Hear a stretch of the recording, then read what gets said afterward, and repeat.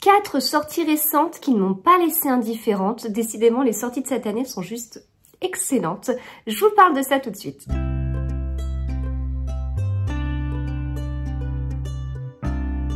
Bonjour à tous, j'espère que vous allez bien. Je pensais faire une vidéo sur des livres sortis il y a un petit moment, comme je vous avais fait il y a pas longtemps une vidéo sur les sorties récentes. Et en fait, j'ai à nouveau une vidéo à vous faire sur des sorties récentes parce que j'en ai lu pas mal, parce qu'en plus ces livres ils sont trop bien et que j'ai vraiment envie de vous en parler assez rapidement.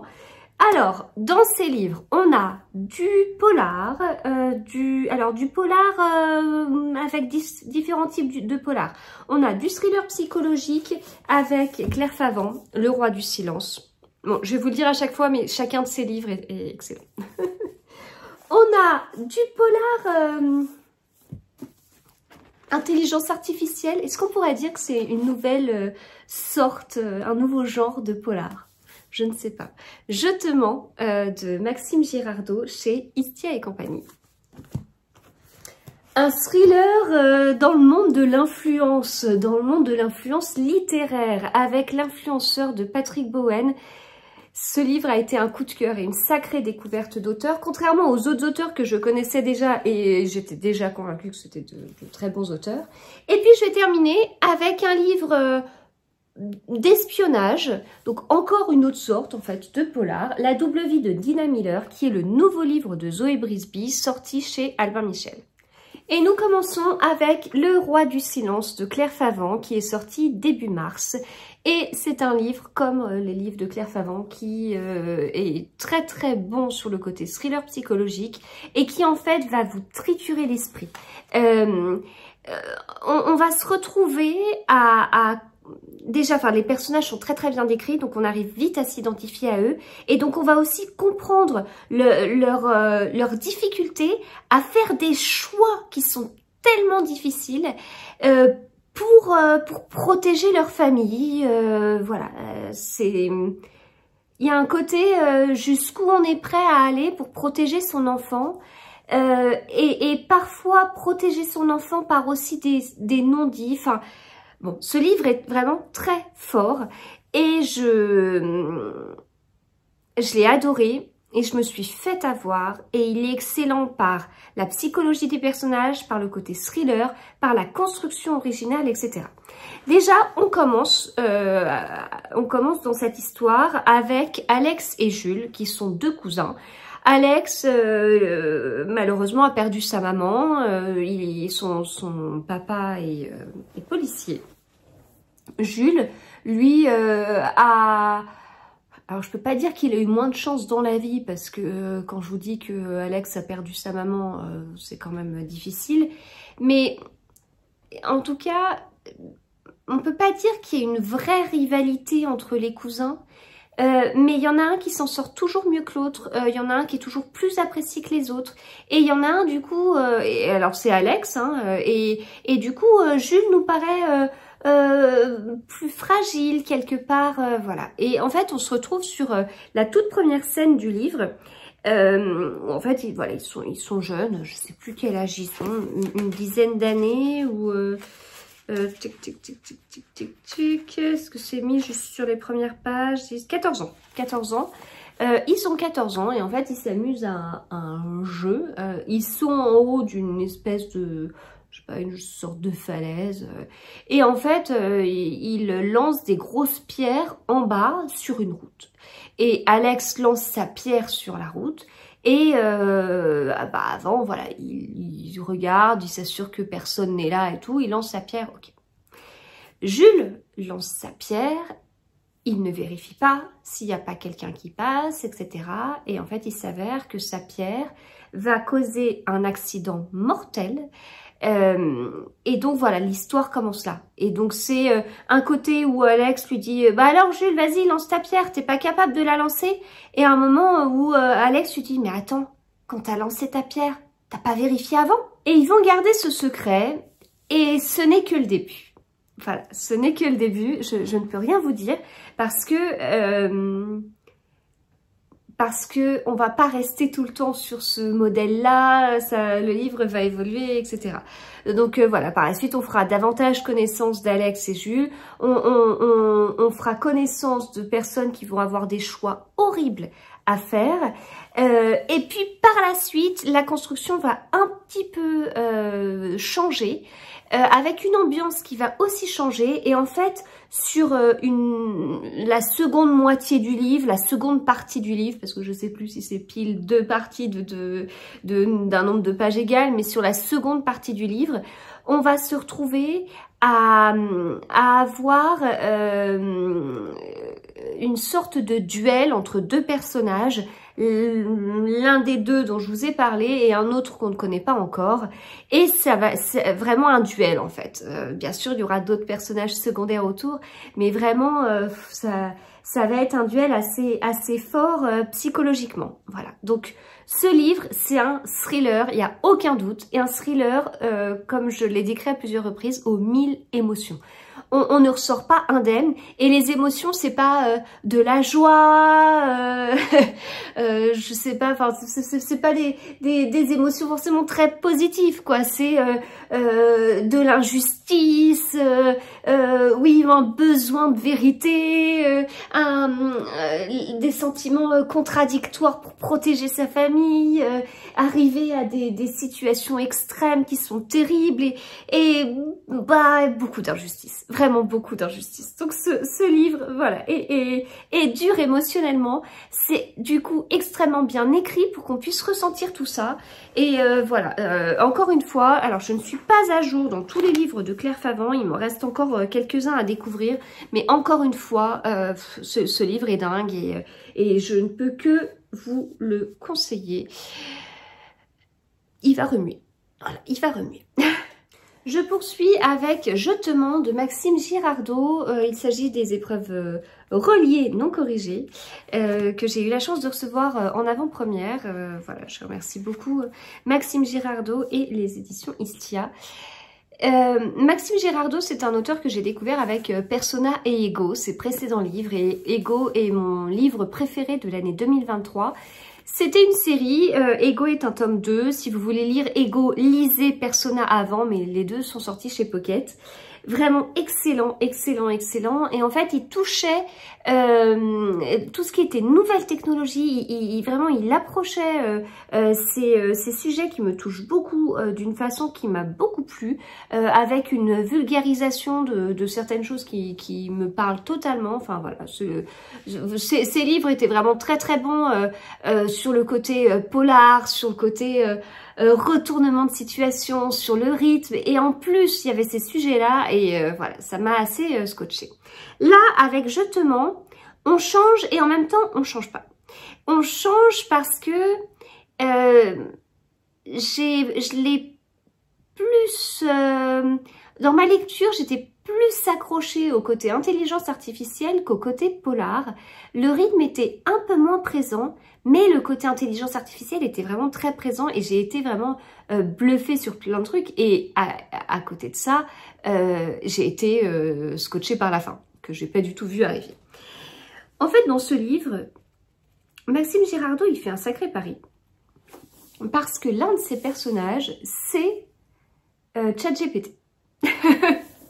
Voilà, là, du coup, j'imagine que vous êtes en train de vous dire, mais quoi Oui, tout à fait. En fait, il y a un personnage qui s'appelle Loï, dont les dialogues dans le livre ont été créés par ChatGPT. Donc, l'auteur est totalement transparent sur ça.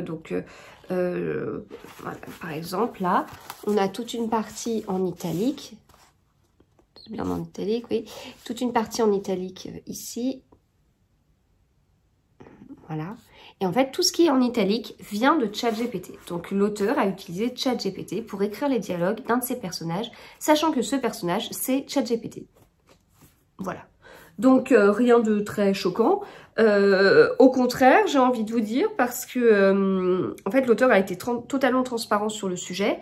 Je sais pas si c'est le cas de tous les auteurs ou de tout le monde, même dans la création de contenu. Dans la création de contenu, ChatGPT a fait une arrivée fracassante et on se retrouve même à avoir des petites vidéos sur Instagram qui disent vous manquez d'idées, créez votre calendrier de publication avec ChatGPT. Voilà, ce qui me fait toujours rire parce que moi je pense que j'aurais besoin de ChatGPT pour m'enlever des idées de publication parce que j'en ai trop. Mais voilà, ChatGPT arrive partout, peut changer le quotidien en bien, en pas bien, etc. Un auteur peut totalement utiliser ChatGPT pour écrire son livre. J'ai déjà assisté à un discours notamment de Bernard Werber qui avait écrit son discours via ChatGPT, où ChatGPT avait écrit une partie de son discours en fonction de ce qu'il lui avait demandé. Voilà, quand c'est fait en toute transparence, moi j'adore en fait, parce que il y a toujours un petit côté rigolo ou au contraire assez fort, assez puissant et qui permet de réfléchir. Voilà, sauf qu'après on peut pas toujours détecter quand est-ce que c'est le cas ou quand est-ce que ça ne l'est pas si les gens ne sont pas transparents sur le sujet, bien évidemment. Donc hyper original. Enfin, du coup, on se retrouve en fait à avoir un personnage qui s'appelle Max, qui est auteur, qui n'a pas d'inspiration, qui est totalement accroché, enfin obnubilé par son voisin d'en face, et il veut en savoir plus sur son voisin d'en face, et c'est là où il va demander de l'aide à ChatGPT. Voilà. Donc au niveau du rythme, comme je vous dis, c'est moins rapide. En revanche, j'ai été aussi moins rapide dans ma lecture parce que j'ai énormément apprécié l'écriture et je me suis retrouvée à lire plusieurs passages, à lire 2 fois certains passages parce que j'ai beaucoup aimé la tournure des phrases, les mots utilisés, etc. Et vous savez que je suis quelqu'un qui enchaîne beaucoup les lectures et qui lit plutôt vite. Donc si je prends le temps de lire une 2e fois une phrase ou un passage parce que j'ai bien aimé, c'est que vraiment ça m'a marqué. Et donc, eh bien, utilisation de l'intelligence artificielle en toute transparence, thème abordé, et Maxime Girardot s'y connaît. Il s'y connaît et il vulgarise, il explique en fait ce qu'est ChatGPT et derrière, il ne va pas sur de la diabolisation de tout ça, des nouvelles technologies, etc. Pas du tout, mais alors là, on se retrouve avec un personnage qui devient accro. Mais derrière, tout est décrit avec une certaine neutralité. C'est-à-dire que j'ai pas l'impression que Maxime Girardot a essayé de me mettre dans la tête que il faut tout le temps travailler avec les nouvelles technologies, qu'il faut tout le temps utiliser ChatGPT, que c'est bien, que c'est l'avenir, que tout ira bien, qu'il faut y aller, il faut y aller. Non, j'ai pas eu cette impression-là. Je vous ai parlé il n'y a pas très longtemps d'un livre de Franck Tillier qui s'appelle Lucas, oui c'est bien ça, qui abordait le thème de l'intelligence artificielle et qui avait tout mélangé dedans. L'intelligence artificielle, c'est pas bien, l'analyse de données, c'est pas bien, vous vous rendez compte à cause de Big Data, on va prédire l'avenir, mais c'est incroyable, comment on peut en arriver là? Alors que de mon côté, j'ai fait des études dans une certaine branche des mathématiques avec de l'analyse des données. Il y a un certain nombre d'années maintenant, je commence à vieillir, hein, et bien on parlait largement de prédiction, de modèles de prédiction. Et je veux dire, j'étais pas la première génération où on m'a parlé de ça. Bien sûr, je travaille dans un domaine des mathématiques qui évolue et donc constamment, et les recherches continuent de permettre d'avancer avec des nouveaux modèles, etc., etc. Donc, faut se tenir au courant. Donc, je pense que ces fameux modèles de prédiction, peut-être qu'ils n'étaient pas enseignés il y a 100 ans, je pense, mais il y a un moment où on est tous au courant que la météo existe et la météo est quand même une façon de prévoir le temps qu'il fait le lendemain via des modèles mathématiques qui sont certes certainement critiquables, mais je pense que si on creuse un petit peu, on s'apercevra que il y a des indices de confiance, il y a des intervalles de confiance, et que quand la météo dit, et c'est bien mis sur l'iPhone d'ailleurs, il va pleuvoir à tant de pourcents. On est tant de pourcents sûr qu'il va pleuvoir, quoi. Voilà. Et c'est ça, un modèle de prédiction ne dit pas c'est sûr qu'il va se passer ça. Voilà. Donc ce livre m'avait beaucoup tracassé, je vous en avais parlé, beaucoup tracassé parce qu'il avait mis tout le monde dans le même panier en critiquant beaucoup de choses et notamment mon travail. Et moi je crois en ce que je fais. C'est surtout qu'en plus je suis dans un domaine des mathématiques et j'ai un travail qui fait que il y a un besoin d'être hyper carré, il y a un besoin d'être hyper précis et qu'on nous tape dessus alors qu'on n'est pas dans la stratosphère ou je ne sais quoi, sauf ceux qui travaillent sur la météo, mais voilà, on fait quelque chose mon job c'est de de sortir des chiffres de façon la plus fiable possible. Enfin c'était mon job il y a 1 an et maintenant mon nouveau job est encore plus carré que ça.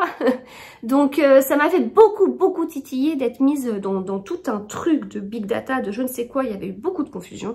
Du coup j'ai d'autant plus apprécié le livre de Maxime Girardot qui est vrai, qui vulgarise pour tout le monde. Enfin, vous comprenez en fait, vous pouvez comprendre, mais comme dans ses livres précédents, quand Maxime Girardot parle de machine learning, il vulgarise, il explique, et je veux dire, quelqu'un qui n'y connaît rien en maths, en statistiques, en analyse de données, comprend globalement ce que c'est. Enfin voilà, là, quand Maxime Girardot explique ce qu'est ChatGPT, il explique bien qu'il y a un côté de modèle qui apprend et qui se nourrit de toutes les données en entrée pour continuer à apprendre et c'est ça en fait, qui continue à apprendre et qui n'est pas, c'est pas un modèle figé en fait.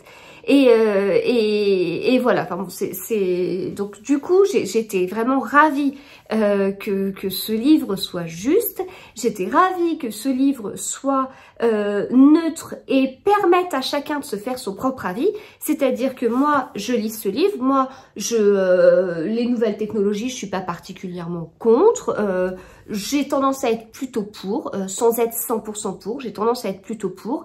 J'ai un petit peu peur quand je vois le livre de Franck Tillier, quand j'entends certaines choses, quand je vois certaines réactions sur certains réseaux sociaux, de gens qui, enfin voilà, c'est des choses qu'on a déjà dit, mais qui n'ont pas forcément la démarche de creuser une information et qui risquent de prendre des choses pour argent comptant et donc voilà, parfois une mauvaise utilisation de l'intelligence artificielle pour s'adresser à un certain type de la population et les manipuler, là ça me gêne. Donc il y a un gros besoin d'éduquer la population, donc il y a un gros besoin de mathématiciens. N'abandonnez pas les maths si vous avez des enfants au lycée ou voilà, le moindre truc pour moi quand je vois un enfant au collège qui me dit ah j'aime bien ces matières-là, et j'aime bien les maths. Ah vas-y fonce dans les maths s'il te plaît, il faut des gens qui aiment les maths. Il va falloir vraiment qu'il y ait des gens qui soient assez intéressés par ça pour bien faire les choses et pour vulgariser au maximum et accompagner les populations sur ça. Tout comme on a tous fait des exposés en classe, on a tous appris à faire une bibliographie à la fin, on a tous appris que quand on fait un exposé ou je ne sais quoi, eh bien on fait pas un copier-coller, alors à mon époque d'un livre qu'on trouvait à la bibliothèque, ou maintenant on fait pas un copier-coller d'un site internet, hein, on prend des informations, on confronte les informations, et ben voilà, tout ce travail-là que certains ont pu faire pendant leurs études ou autres, c'est quelque chose qu'il faut continuer à faire avec l'intelligence artificielle. On ne sait plus si une photo est vraie ou pas. On va se retrouver vraiment avec des choses qui peuvent poser question et où il va falloir redoubler de vigilance et être parfois moins naïf, ce qui est très difficile parce que tout le monde peut se faire avoir. Hein. Enfin, et ça veut dire, par exemple, on peut très bien, enfin maintenant, faire des montages photos où on voit rien et on aura vraiment l'impression que, je sais pas, 2 personnes se sont rencontrées alors qu'elles ne se sont jamais vues dans la réalité. Donc voilà, on va entrer dans un monde particulier où il faudra être plus critique et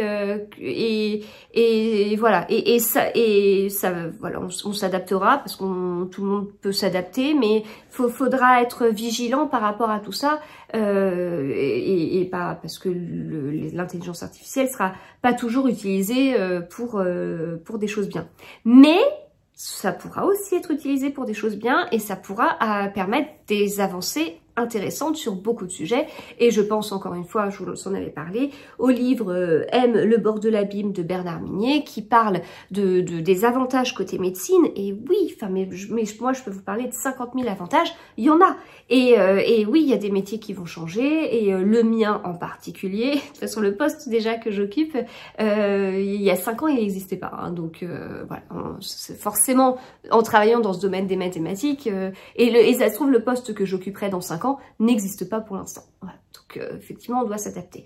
Après, c'est toujours difficile parce que oui, il y a des métiers qui vont disparaître, voilà, ou être moins utiles.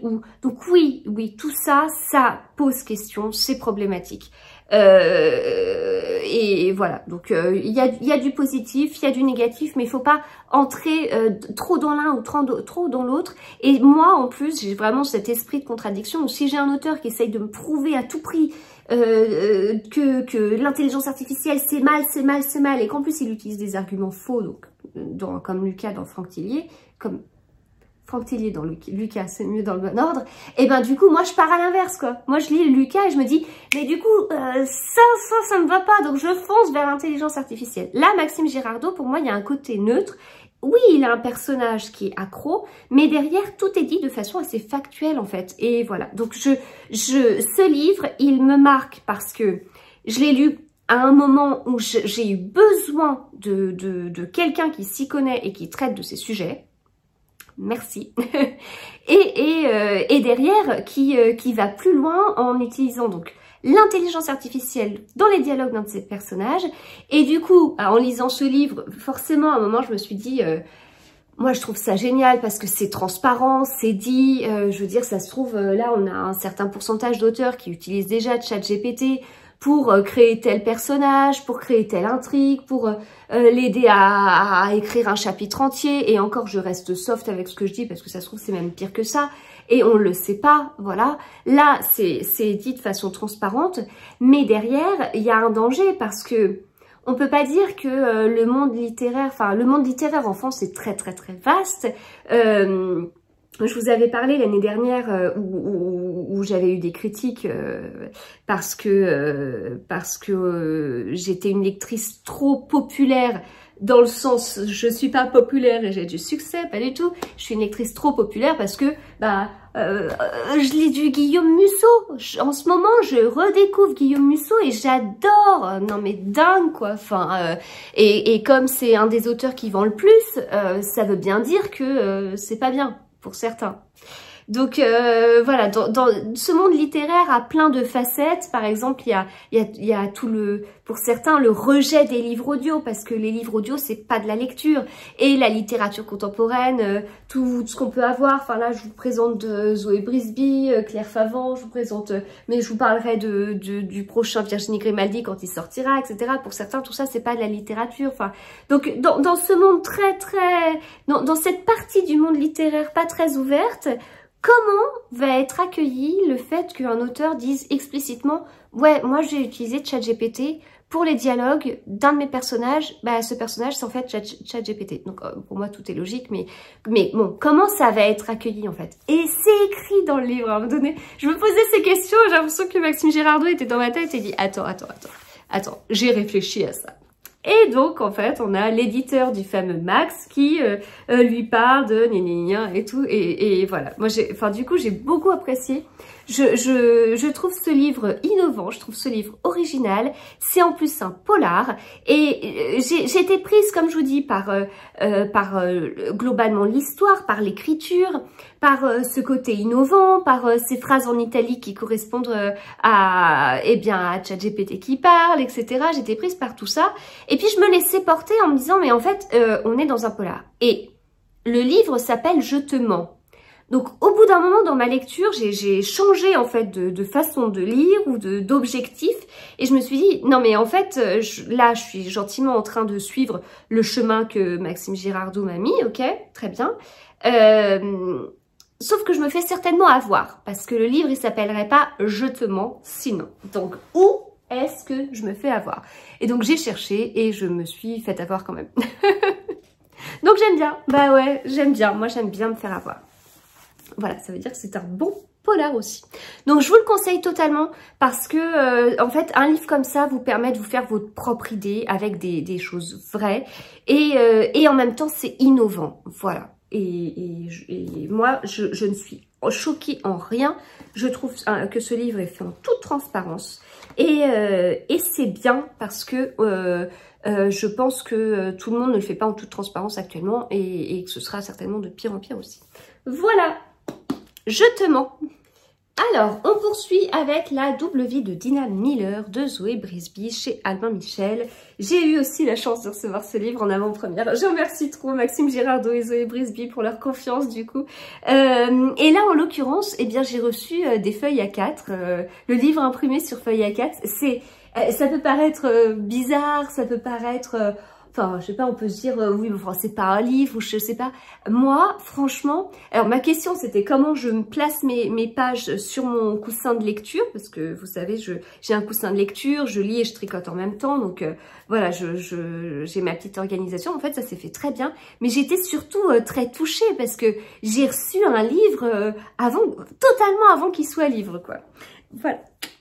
Et celui-là, en plus, il était trop bien. Zoé Brisby, je la suis depuis un long moment. J'ai pas tout lu, il m'en reste un. C'est Bon baiser de Copenhague qui me reste à lire, donc l'un de ses premiers. Sinon, j'ai tout lu. J'ai lu ses livres quand ils étaient chez Michel Lafon.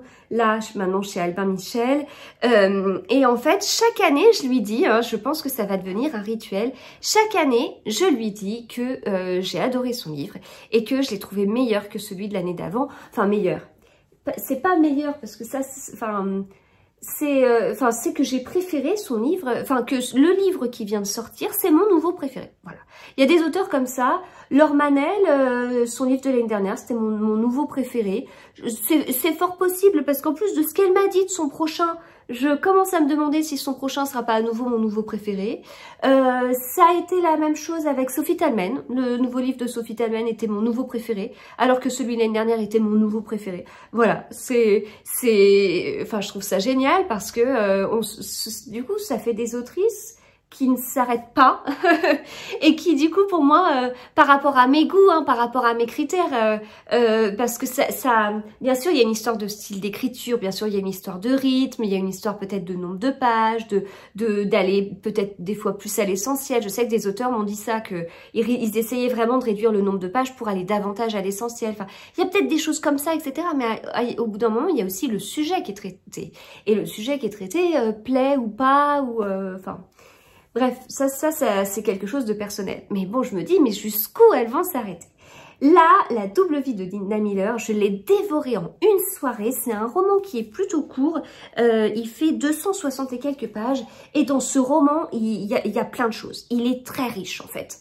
Je vais pas beaucoup vous surprendre, on va suivre Dina Miller, et ouais, comme son titre l'indique, en 1961, on est aux États-Unis, on est en guerre froide, mais en fait Dina Miller, elle est espionne et elle s'intéresse, enfin, si, c'est un peu une conséquence de la guerre froide, mais c'est lié à la guerre froide, mais c'est plutôt une conséquence de la Seconde Guerre mondiale. Voilà. Elle est, son rôle, c'est de faire justice, on va dire, et elle est espionne, une femme espion. Il y a plusieurs passages que j'ai relevés vraiment intéressants. J'en ai pas relevé 50 parce que j'ai vraiment été très prise dans le livre en fait, mais j'en ai relevé quelques-uns sur l'avantage d'avoir une femme espion. Ah bah ouais, parce qu'en fait, on se méfie pas trop des femmes. On ne se dit pas qu'une femme peut aller jusque-là. On ne se doute pas qu'une femme peut aller aussi loin que Dina Miller, en fait. Ouais, mais en fait, Dina Miller, si elle en est là, c'est parce qu'elle a vécu des choses dans son passé qui sont... voilà, vous n'allez pas tout de suite le savoir, en fait. Enfin, vous vous doutez. Enfin, si elle en arrive là, vous allez voir sa personnalité. Bon, si elle en arrive là, c'est pour certaines raisons. Donc, bon, oui, on se doute. On se doute qu'il y a des choses, mais on ne sait pas quoi. Puis à un moment donné, on le découvre. C'était très émouvant, vraiment très émouvant. Dina Miller, c'est un personnage avec lequel j'ai beaucoup accroché. Là, on est en 1961 et on est sur la partie de la conquête spatiale en plus, donc c'est des moments assez forts. Ce livre,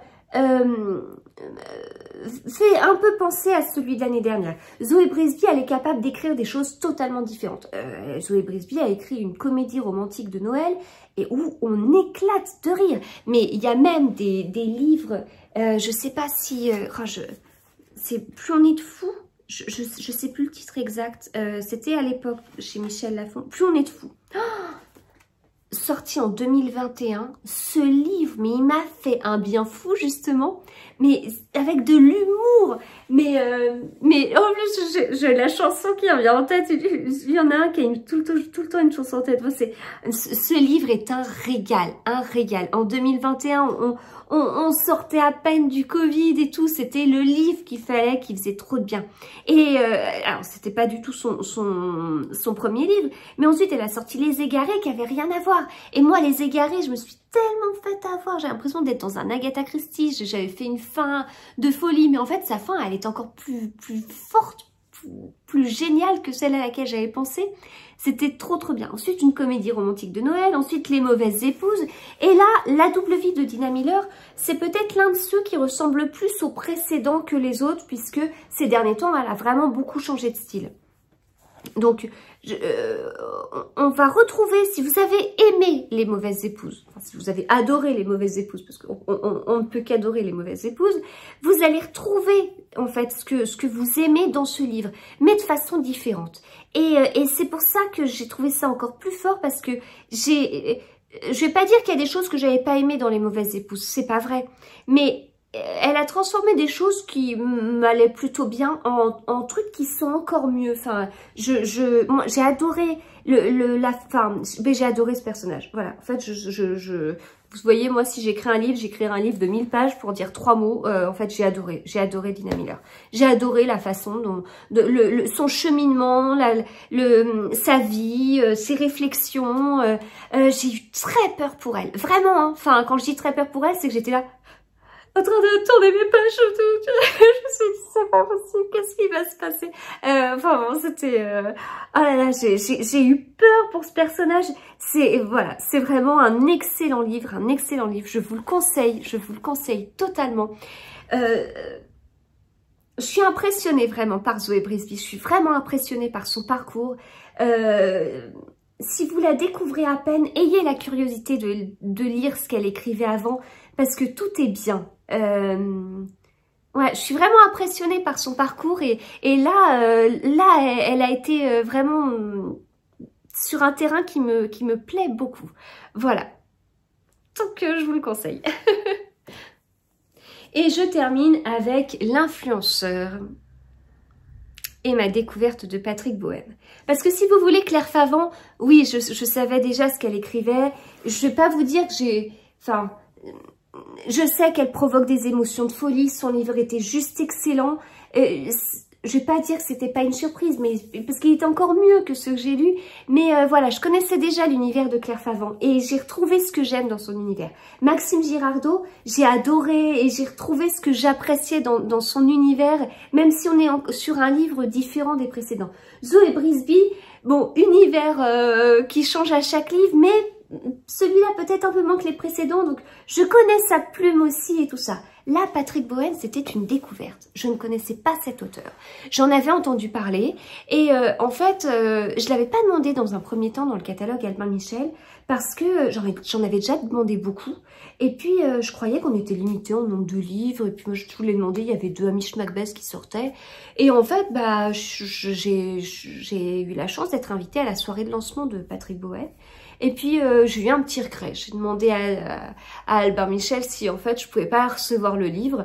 Je sais pas pourquoi, je pensais qu'on était limité, alors qu'en fait, non. Là, ça aurait pas été le cas. J'aurais pu le demander au moment du catalogue. Et donc du coup, bah, on me l'a envoyé très rapidement. Et je l'ai reçu je sais plus quel jour on était. Un vendredi, peut-être. Un vendredi matin. Et le vendredi soir, le livre, je l'avais terminé. C'est... Quelle découverte, quelle découverte.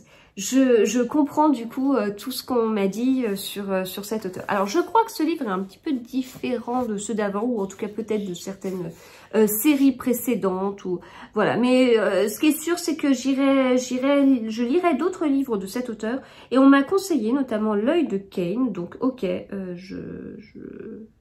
j'irai découvrir ce livre. Mais bon, pour l'instant, on parle de l'influenceur. Alors, l'influenceur. Donc, j'avais très hâte de lire, parce qu'en plus, j'allais rencontrer l'auteur, et moi, quand je vois un auteur, j'aime bien lui parler enfin, pouvoir échanger sur le livre sur lequel on fait une soirée de lancement, quoi. C'est plutôt chouette quand ça se passe comme ça.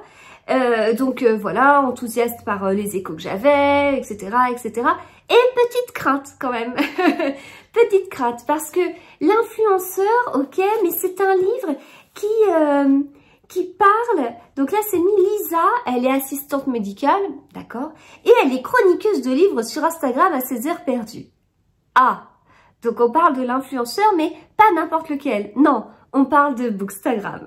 Ah, et donc là, ça c'est hyper attirant parce que voilà, c'est une partie de mon univers.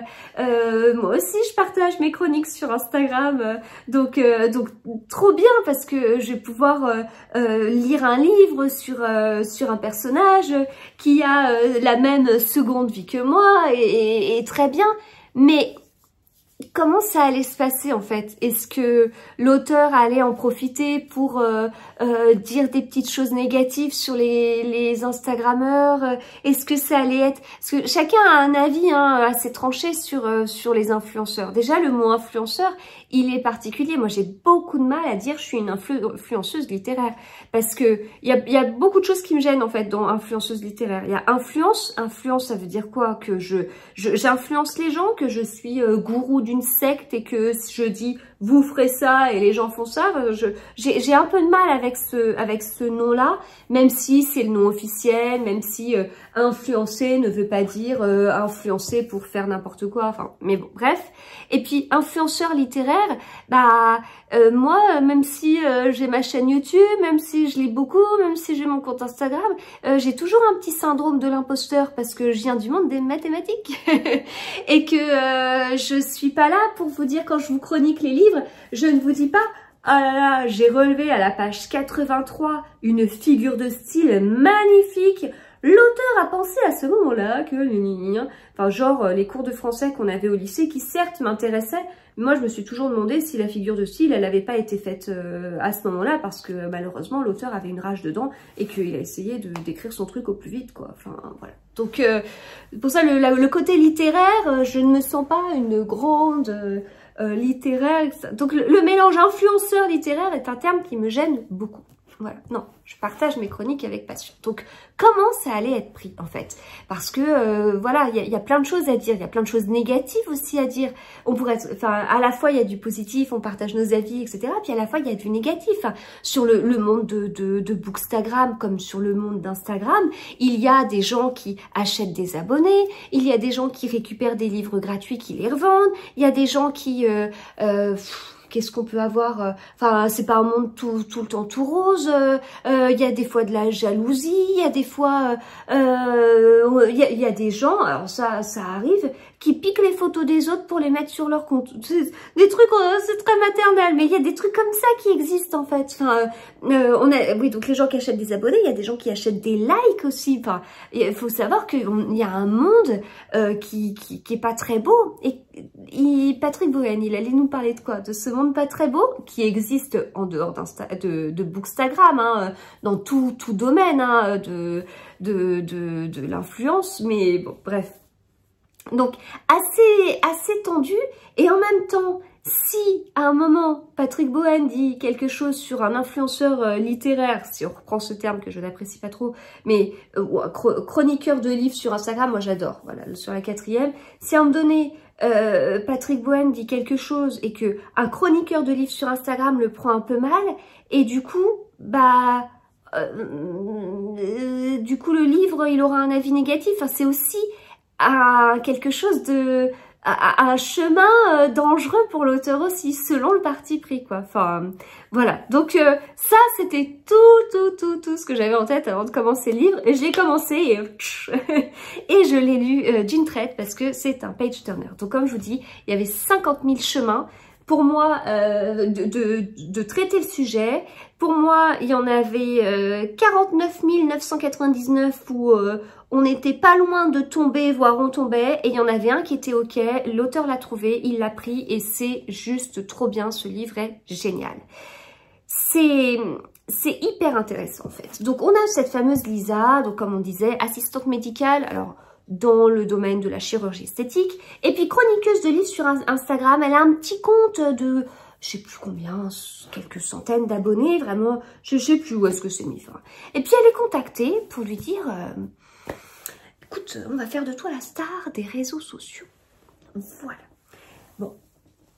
En échange, il faudra que, non pas que tu vendes ton âme au diable, on va pas dire ça comme ça, mais en échange, eh bien, on te demande de faire, on va te demander des choses et tu devras les faire. Voilà. Bon, il s'avère que Lisa, son travail principal, elle s'y épanouit pas trop parce qu'elle a une chef qui est horrible. Voilà, elle peut pas s'épanouir dans son travail principal, elle en a un peu ras-le-bol. Et donc cette proposition, elle vient pile au bon moment, et donc, bon, de fil en aiguille, on comprend vite qu'elle va accepter, parce que sinon il n'y aurait pas de livre, hein. Donc voilà, je vous laisse voir comment elle va accepter et comment ça va se passer. Et on est dans un rythme de folie. On est dans un thriller à plusieurs niveaux. Il y a des personnages secondaires, enfin il y en a un, notamment, qui est digne des polars, des pires polars. Enfin, ça reste dans les... je rigole, ça me fait un petit peu penser à Sombre de Max Monod.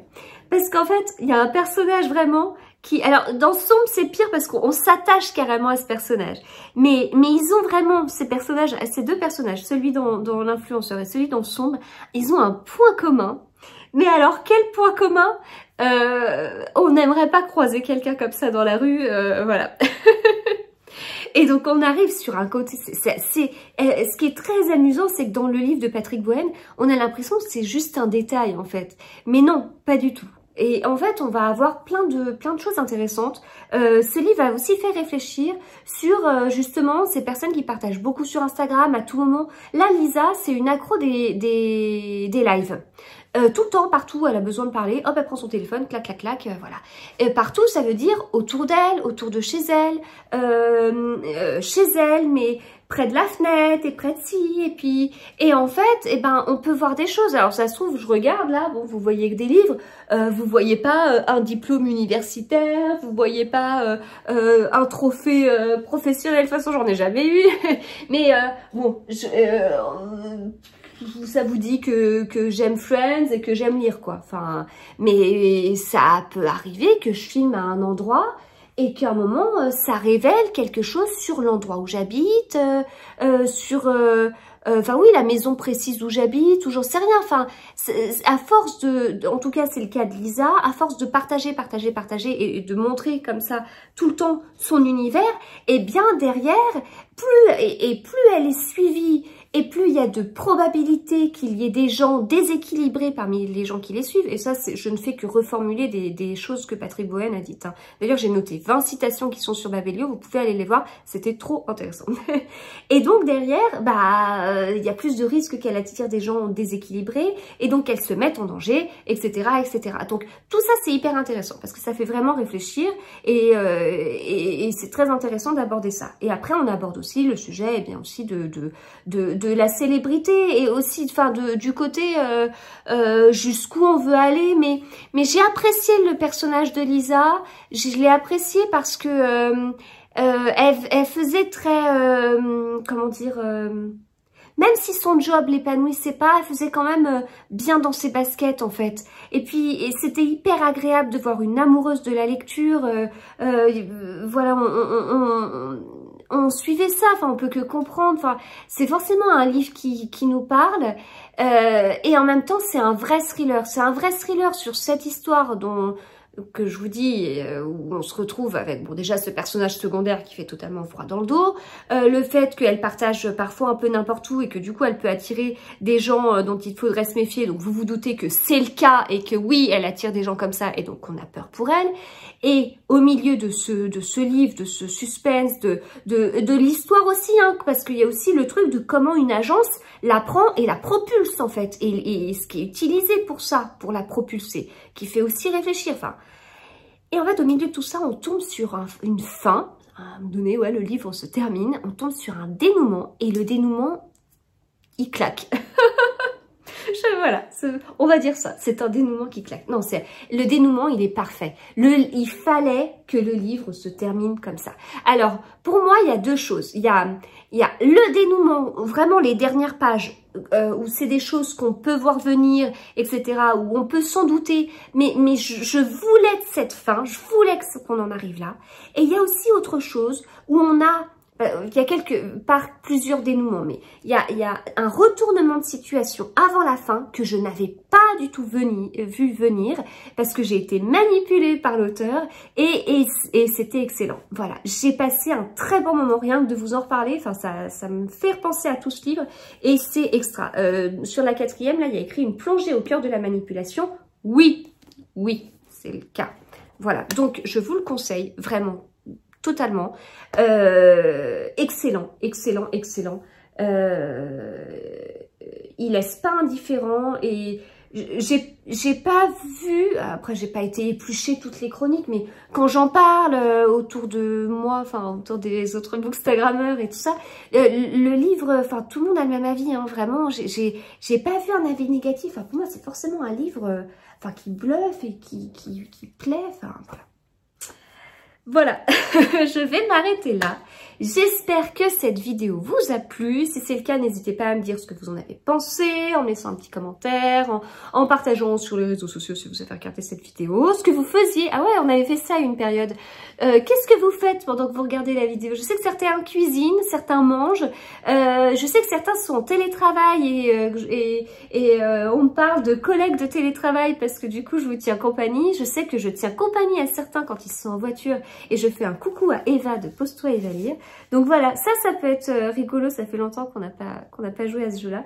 Et puis sinon, bah, n'hésitez pas à me dire les livres qui peuvent vous intéresser parmi ceux-là, qui vous touchent le plus. Et si vous en avez lu aussi, n'hésitez pas à me donner votre avis parce que c'est toujours hyper intéressant. Voilà, très bonne lecture à tous et on se retrouve très très vite. À bientôt.